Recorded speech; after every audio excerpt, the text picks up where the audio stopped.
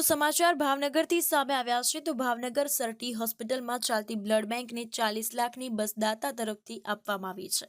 રક્તદાન એટલે મહાદાન કહેવાય, ત્યારે ભાવનગર બ્લડ બેંકને એક બસનું ડોનેશન આપવામાં આવ્યું। આ પ્રસંગે સાંસદ ભારતીબેન સિયાળ, ધારાસભ્ય સેજલબેન પંડ્યા, મેયર ભરતભાઈ બારડ સહિત ઉપસ્થિત રહ્યા હતા। ભાવનગરમાં સરટી હોસ્પિટલમાં ચાલતી ખૂબ જ જૂની બ્લડ બેંકની સુવિધાઓમાં વધારો થાય તેવા હેતુ સાથે દાતાએ બ્લડ બેંકને 40 લાખની બસ ફાળવતા વધુ એક સુવિધા પૂરી પાડવામાં આવી। ભાવનગર સરટી હોસ્પિટલમાં ચાલતી બેંકને બસની સુવિધા આપવામાં આવી, ત્યારે બ્લડ બેંક દ્વારા 200 જેટલા કેમ્પ યોજવામાં આવતા હોય છે, તેમજ 20,000થી વધુ બ્લડ એકઠું કરવામાં આવે છે।